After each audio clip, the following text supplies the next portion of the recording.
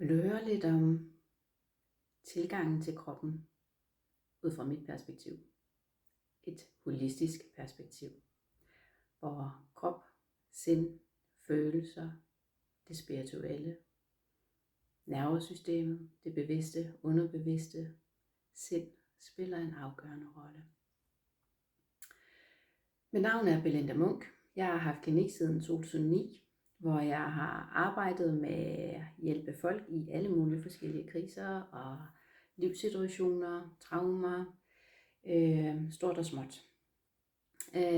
Og i alle de her år, der har jeg haft som største interesse at finde frem til det dybere lag i mennesket. Hvorfor vi reagerer, som vi gør, hvorfor vi får den type sygdomme, vi gør, sygdom som dom, eller som en pause for livet. Mange store spørgsmål. Jeg elsker at undersøge, hvad de forskellige forskere de har af holdninger og meninger. Det ændrer sig jo hele tiden, men det er stadig spændende. Jeg starter med vores tanker, fordi vores tanker er jo nok det, der fylder rigtig meget hos mange folk. Og når vi har alle de her gruppetanker, så er det jo fordi, at der er noget, vi prøver at skabe en strategi for. Altså, vi prøver at være på forkant. Det er jo meget den her, hvad nu hvis? Så vil man gerne være lidt på forkant. Vi har naturligt rigtig mange tanker. 60-80.000 tanker om dagen, sådan cirka. De her elektriske impulser, der kommer ned og giver de her tanker. Hvis du prøver at være opmærksom på dine tanker, så find den her opmærksomhed frem. Er det nye tanker, du tænker hele tiden, eller er det faktisk de samme tanker? Man ved jo, at i perioder af vores liv, så er op mod 90% af de tanker, vi har dagligt, gentagelser. Og så kan man sige, hvorfor i alverden bliver vi ved at tænke de samme tanker, og de kan komme fuldstændig ud af kontekst. Men de fylder. Og hvis man kigger inden for det metakognitive, så mener man jo, at det er tankerne om tanker, mængden af tid, vi bruger på vores tanker, der kan udvikle stress, angst, depression osv. Så her mener man altså, at den her overtænkning kan potentielt være skadelig for os. Jeg kunne jo godt tænke mig at kigge på, i stedet for at vi skal lære strategier til, hvordan vi kommer væk af de her tanker, undertrykker tanker og ignorerer dem, bare lade dem glide forbi, så lige sådan kigge på, jamen, hvorfor har vi de her tanker? Hvorfor bliver de ved at komme, de her tanker? Og det oplever jeg tit, det er jo fordi, at der er noget, vi gerne vil undgå. Så det vil sige, at vores sind er jo simpelthen så genialt, så det tænker, at jeg oplevede engang noget, der var rigtig, rigtig ubehageligt. Det kan være et traume, det kan være en ubehagelig oplevelse, der har været.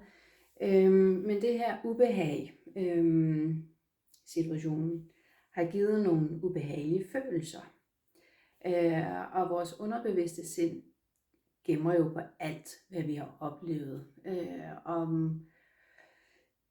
Måske omkring 95% af tiden går vi jo og lever vores liv ud fra fortiden, altså det ubevidste sind, hele tiden er på vagt, observerende for, hvad er det, vi skal undgå. Så det vil sige, de her tanker, vi har, det er gentagelser på gamle, uforløste følelser. Gamle, uforløste oplevelser, traumer. Så jeg kunne godt tænke mig, at i stedet for at vi kun snakker om de her tanker som noget, vi skal lære at koble af fra, eller lære at forstå, for typisk, når vi har noget med vores tanker, så går vi jo til en terapeut, og vi lærer at snakke og forstå alle teorierne, og hvad var det, der skete, og Vi får virkelig styr på rigtig meget omkring de her tanker. Og det kan være rigtig, rigtig godt. Det er bare ikke så tit, eller i hvert fald dem, der kommer hos mig, oplever stadigvæk, at selvom de har gået til terapi, måske i mange år, så har de det stadigvæk virkelig, virkelig skidt. Det der er ret uheldigt. Så når jeg snakker om følelser, så det er altså ikke ligesom mange andre snakker følelser. Fordi de fleste, de intellektualiserer følelser. Vi forstår, hvad det betyder, at når vi bliver vrede, og vi må gerne have vrede, og alle de her ting. Hvor jeg jo går meget mere ind i at sige, jamen følelsernes sprog er at blive mærket, er at blive følt. Alle følelser, vores førstefødte sprog, alle de her følelser, de har jo faktisk et budskab til os. Så når vi mærker en følelse, hvorhen i kroppen sidder den? Hvad vil den? Hvornår opstår den? Er det en vredesfølelse, så er det måske fordi, der er en, der opfører sig virkelig, virkelig tarveligt, dårligt over for dig. Så er det okay, at du får den her vredesfølelse, for du skal reagere over for, at du bliver måske uretfærdigt behandlet.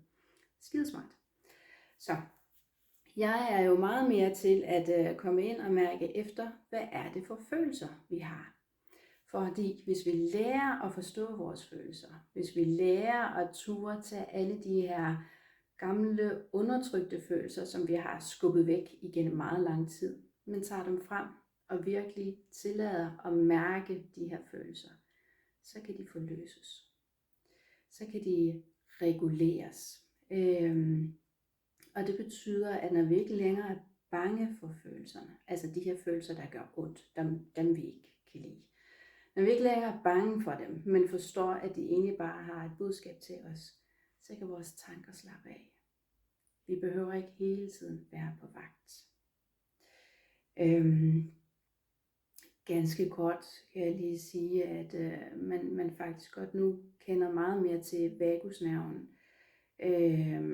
At det er jo den, der normalt står for kamp, flugt eller slappe af fuldstændig. At den faktisk går rigtig meget i hele kroppen. De fleste indre organer er koblet til den. Det jeg skal sige, det er, at i dag så kan man faktisk måle både sansninger og følelser i kroppen. Så det er en reel ting. Det er ikke bare sådan en holistisk tænkende person som mig, der mener det og synes det. Det er faktisk noget, man kan mærke. Eller måle, mener jeg selvfølgelig. Så når vi kommer ned og lærer at forstå alle de her sansninger, vi har i kroppen, og alle de her følelser i kroppen, så kan vi faktisk lære, at kroppen, følelser og dermed tanker er med os i stedet for imod os. Så er det selvfølgelig muligt, at der er mange gamle traumer, undertrykte følelser, adfærd, som har brug for hjælp til at blive forløst. Det er ikke noget, jeg anbefaler, man går i gang med selv, fordi det kan være svært at være den, der holder rum for sig selv. Alle har brug for en, der holder rum, imens man er i de her processer. For de kan selvfølgelig være svære. Men det er blandt andet den slags, jeg arbejder med. Og jeg synes, det er enormt fascinerende at se, hvordan et gammelt traume, virkelig gammelt traume, kan sætte sig så meget i kroppen. Fordi kroppen har jo en hukommelse. Hver eneste celle i vores krop har en hukommelse. Så det traume kan sætte sig i kroppen. Og særligt voldsomt, hvis det er en af de type traumer, hvor man ligesom har følt, at vi har været nødt til at forlade os selv i en periode. Det kan være forældrene, der skælder voldsomt ud på et barnet, og barnet kan ikke være i det, så trækker man sig. Og lige der, den der adskillelse, der sker, der bliver der simpelthen skabt et traume i kroppen, som man ikke kan tale sig ud af, som man ikke kan massere sig ud af, eller hvad det nu måtte være. Man skal simpelthen tilbage lige præcis i den situation, i det traume. Og så skal man mærke, hvorhen i kroppen er det ligger, hvad er det for følelser, der er i det, og ændre historien. Og det er jo så der, hvor jeg bruger de hypnotiske tilgange, hvor man pendulerer for at finde en ny situation, som krop og sind kan være i. Og på den måde så er det faktisk muligt at ændre voldsomme traumer, og dermed ofte uhensigtsmæssig adfærd. Det kan være de her eksklusive følelser, der kommer op. Det kan være dulmeri, hvor man spiser for meget, drikker for meget, ryger, hvad det nu måtte være, arbejder for meget. Altså den her flugt fra sine følelser. Så ved at komme ned og ændre det traume, man har været i, til noget andet positivt godt, så kommer der en fuldstændig ro i kroppen. Jeg ser gang på gang, at når man går ind og arbejder med det her, så det er altså ikke kun stress, som vi snakker om med stress, angst, depression osv. Det kan også være alvorlige diagnoser. Så jeg har haft mange, der kommer og besøger mig, som har fået sat en diagnose. Og er man i stand til at komme ned og mærke de her følelser, mærker kroppen, så det er altså ret vildt, hvad sådan en traumeforløsning, følelsesregulering kan gøre. Ja, det var lidt om det. Der er så den her med, at vi vil jo så gerne forstå alting. Men behøver vi egentlig at skal forstå alting? Vi ved rigtig meget. Altså det er helt vildt så meget, at folk har læst og undersøgt og ved. Men måske skal vi blive bedre til at komme hjem til os selv. Mærke os selv. Er jeg glad? Har jeg det godt? Er jeg tilfreds der, hvor jeg er? Så det er selvfølgelig for mig en meget vigtig ting. Er du egentlig glad og tilfreds med det liv, du har? Eller hvad skal der til? Når jeg siger det, så det er også fordi, at man ved jo faktisk, at vores celler er i stand til at kunne udvikle sig. Hver eneste celle i din krop har jo vanvittigt mange muligheder for at udvikle sig. De kan udvikle sig i en sund og god retning, og de kan udvikle sig i en uhensigtsmæssig, altså en syg retning. Og det er sådan, det er der mange, der har en eller anden idé omkring, at det er sådan rent spil i lotteriet. Bliver jeg syg eller rask?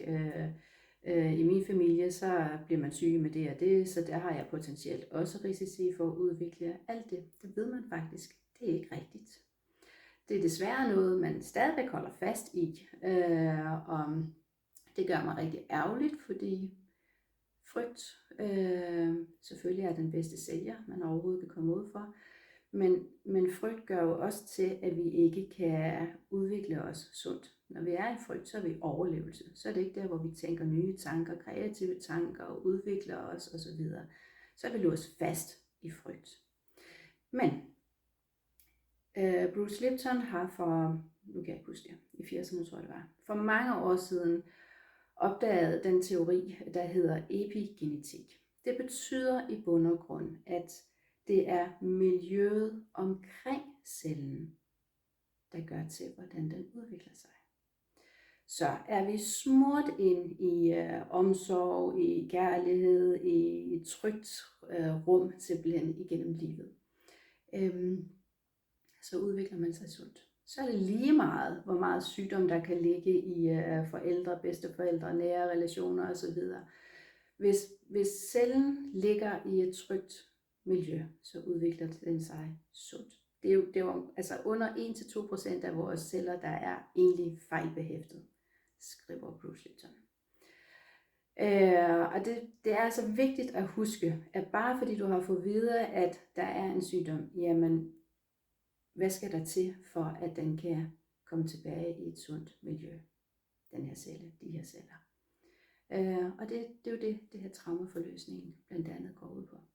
Så selvfølgelig, hvis du har en arbejdsplads, der er fuldstændig usund for dig, så vil det selvfølgelig være en god idé at finde på noget andet. Ikke? Men det er jo kun de ydre ting.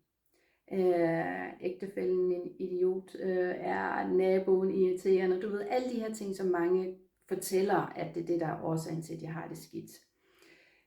Og det kan det absolut også godt være. Men ofte ser jeg jo, at det er jo faktisk det indre miljø. Igen tilbage til det, jeg snakkede om før. Det er det indre miljø. Hvad er det for tanker, jeg har om mig selv? Hvad er det for følelser, jeg har om mig selv? Hvad er det for en adfærd, jeg har over for mig selv?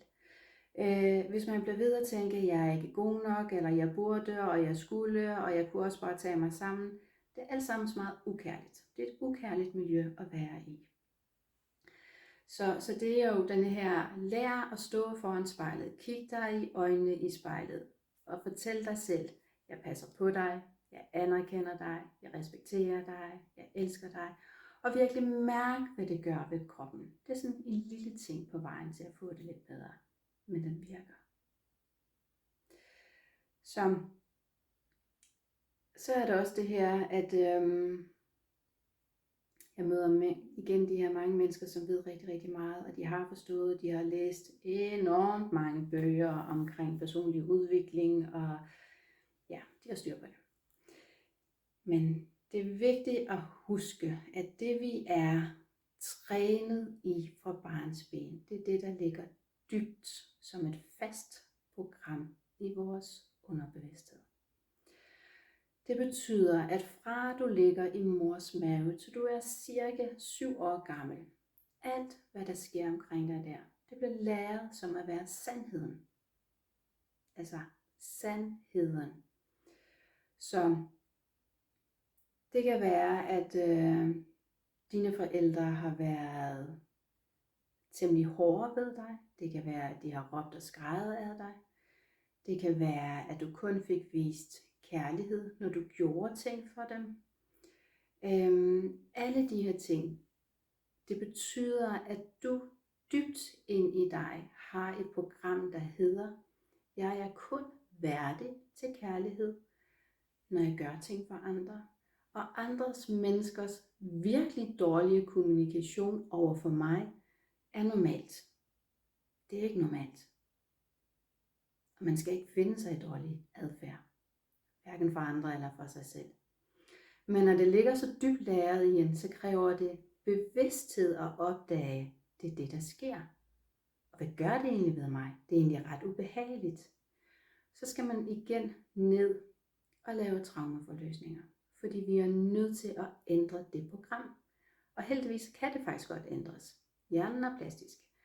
Kroppen tager imod alt det lækkerier, at vi kan tilbyde den. Men det kræver allerførst en bevidsthed. Og det er altså lige meget, hvor meget du snakker om, at du ikke længere vil have mennesker i dit liv, der har den adfærd, som du ikke kan lide. Det ændrer ingenting. Du er nødt til at få det omprogrammeret. For du bliver simpelthen ikke tiltrukket af andre typer mennesker, indtil vi lærer at forstå, at denne her adfærd kan ændres igennem en forløsning, traumaforløsning. Ja, det var nok lidt om det. Det er sådan det vigtigste, det grundlæggende omkring det, jeg laver. Jeg hedder Belinda Munch. Jeg er healer. Jeg kalder mig healer. Jeg kan godt lide ordet healing eller healer. Og det er fordi, at det er jo låneord fra engelsk, hvor det betyder at gøre hel. Og det er det, jeg hjælper folk med. At gøre dig hel igen. Jeg har jo den her holistiske tilgang til det. Jeg tror ikke på, at man kun kan reparere den fysiske krop gennem en operation eller medicin. Fordi det betyder jo bare, at vi sætter et plaster på alarmknappen. Jeg kan godt lide, at man går helt ned i motorrummet og kigger på, hvad er årsagen til, at den her alarmknap den lyser. Du kan læse mere om mig på min hjemmeside blindamunch.dk. Ha' en god dag.